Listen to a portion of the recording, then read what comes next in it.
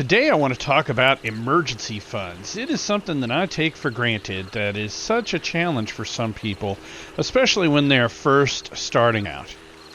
Now, conventional wisdom, the mantra is repeated frequently. You're supposed to have 3 to 6 months of your after-tax income set aside for emergencies. Okay, well that's great. How do I get started doing that is the big question that many people ask because they don't know where to begin.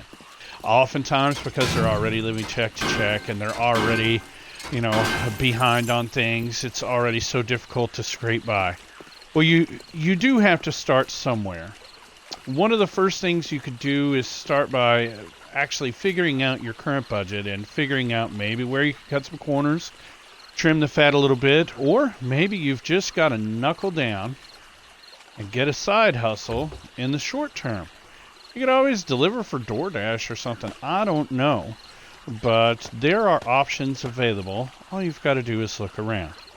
So it's one of those two things as far as where to start.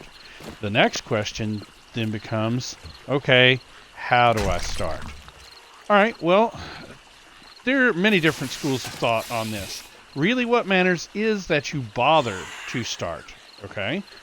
But I'll give you some examples of where we started, and maybe that'll help you, and where some other people have started, and maybe that'll work for you. You want to start, or we started with 10% of our income each week. We just drop it straight into a savings account.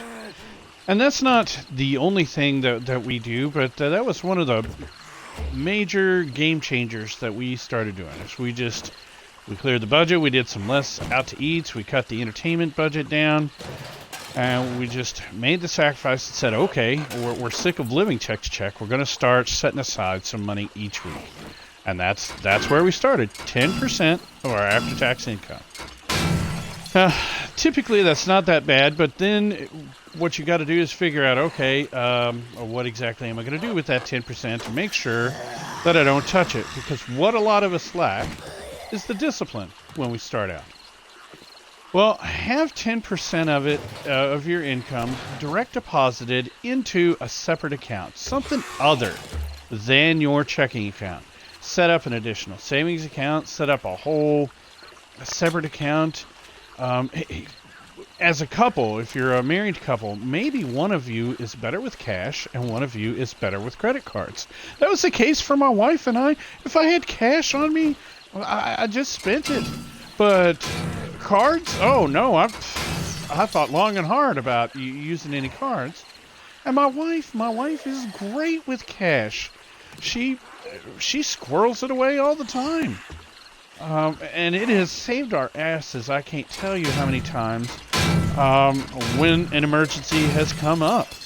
So perhaps that is the way to go for you. So put some of that 10% into an actual savings account, separate checking account, something. Some of that money you should set aside as cash. You should keep it in your change jar, keep it in your go bag. If you don't have one of those, I might talk about that sometime a little later. That's a bit of a tangent. An emergency kit. Or keep it in a hollowed out book. I don't care. Obviously, you don't want to just be able to run in willy-nilly and get to it. And you also don't want it to be obvious in case you, have roommates, kids, or whatever the case may be. You want to keep prying eyes and greedy hands out of it. And that's one way you could do that. Now, something you can do that is very easy is you can supplement those emergency funds. You probably get some sort of cash gift for birthdays, anniversaries, Christmas. I don't know, maybe just Tuesday gifts from a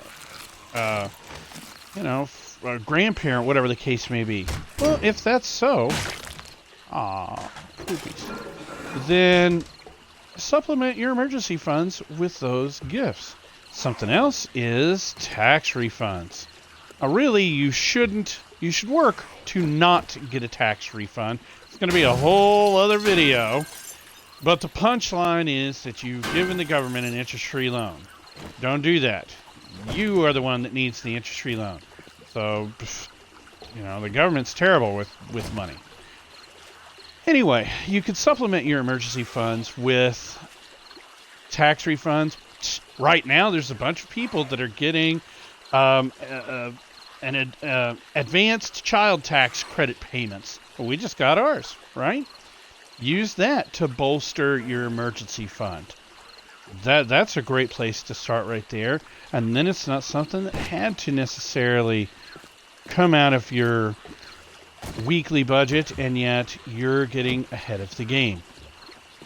Now, finally, you want to define what really constitutes an emergency. That's another place where a lot of people tend to go wrong.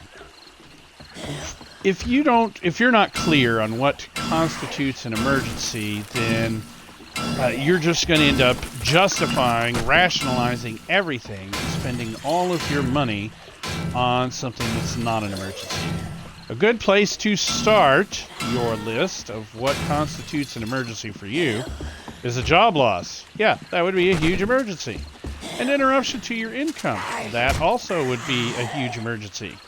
And I really shouldn't have to stress those points. We all just went through that as a country and found out exactly what that was like with shutdowns and lockdowns and everything.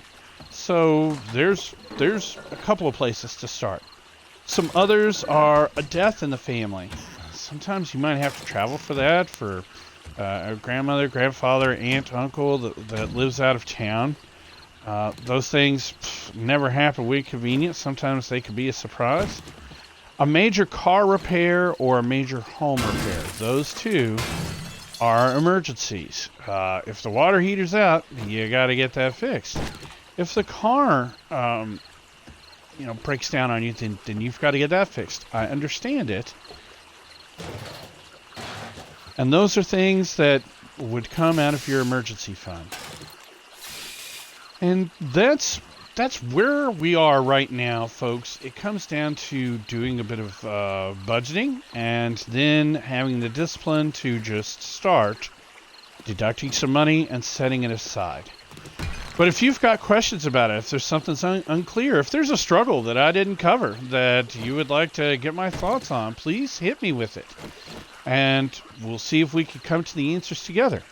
As always, you can hit me here on Xbox. You can message me through Twitch. You can send me a message at my email, fustyandfinance@gmail.com, or you can leave it in the comments below the video on YouTube.